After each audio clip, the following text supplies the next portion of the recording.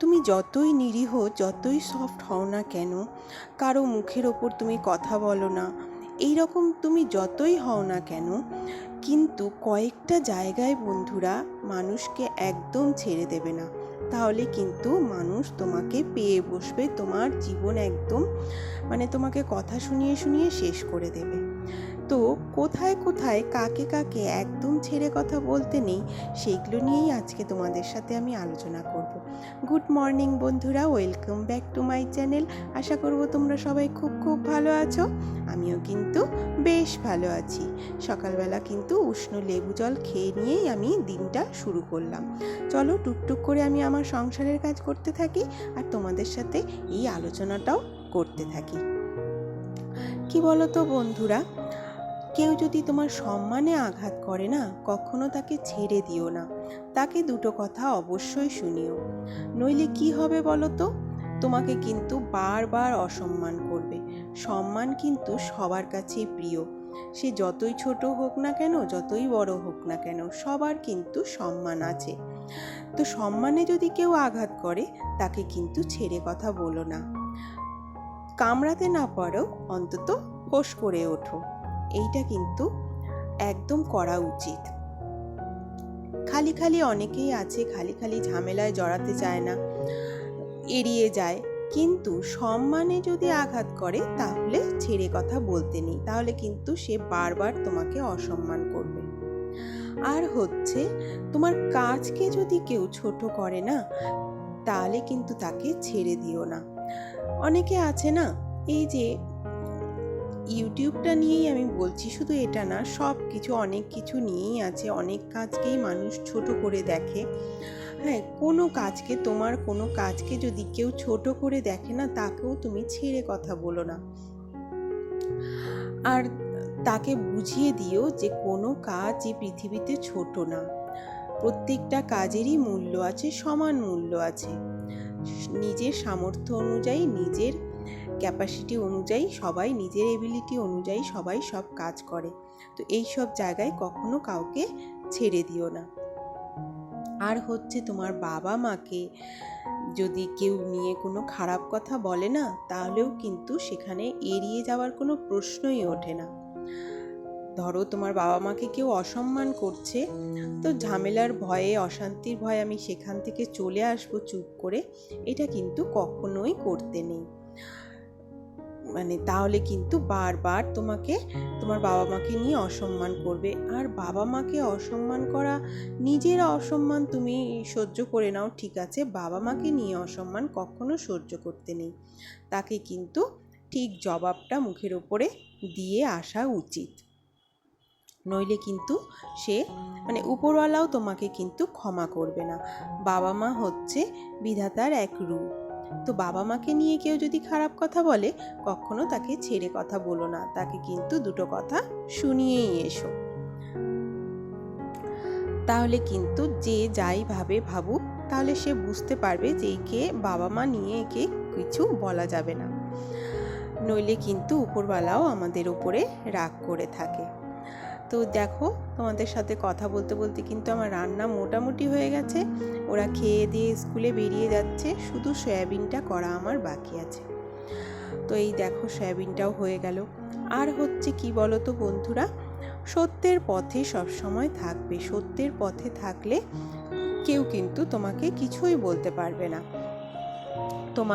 তুমি যতই ছোট কাজ করো না কেন, কিছুই করো না কেন, সত্যের পথে থাকলে যে যা বলে বলুক, আমি সৎ পথে থাকবো, তাহলে আমার কোনো কথাই কিন্তু গায়ে লাগবে না। আর এই দেখো, কোনো কাজকেই ছোট মনে করবে না। অনেকে আছে না, নিজের কাজটা বলতে চায় না কারো কাছে বলতে চায় না যে আমি তো একটা ছোট্ট কাজ করি, এটা কি বলবো। সব কাজই সমান, কোনো কাজই ছোট নয়। কেউ অফিসার হলেই সে ভালো কাজ করে, আর কেউ একটা ছোটোখাটো কাজ করলে সেটা কাজ না, এটা কিন্তু ঠিক ধারণা না। সব কাজই কিন্তু সমান। এই যে আমরা হাউসওয়াইফরা বাড়ির যে কাজগুলো করি না, এটাও কিন্তু সম্মানের, এটা কেউ কখনো ছোট করে দেখবে না। অনেকে আছে বলে যে আমি তো কোনো কাজ করি না, শুধু বাড়িতেই থাকি, আমি হাউসওয়াইফ, আমি বাড়ির কাজকর্ম করি। বাড়ির কাজকর্ম সামলানো কি কম বড় কথা বন্ধুরা? কখনো কিন্তু এই কাজগুলোকেও ছোট করতে নেই। একটা সংসারের সমস্ত কিছু সামলানো চারটিখানি কথা না, অনেক অনেক বড় দায়িত্ব লাগে। তো যাই হোক, দেখো এদিকে আমি টমেটোর পাল্পটা রেখে দিয়েছিলাম, সেটা ভালো করে মিক্স করে নিয়ে তার মধ্যে একটু লেবুর রস চেপে দিয়েছি, আর মুলতানি মাটি আর চন্দন পাউডার দিয়ে দিয়েছি। একটু মধু দেব ভুলেই গেছিলাম, পরে মনে পড়েছে, তখন আর দিতে পারিনি, আসলে তাড়াহুড়ো করছি ওই কারণে। তো দেখো ওইটা আমি ভালো করে মিশিয়ে রেখে দিয়েছি। তারপরে মুখটা ভালো করে ফেস ওয়াশ দিয়ে ক্লিন করে নিয়ে তারপরে এই প্যাকটা আমি ভালো করে সমস্ত মুখে গলায় আমি কিন্তু এটা লাগিয়ে নেব।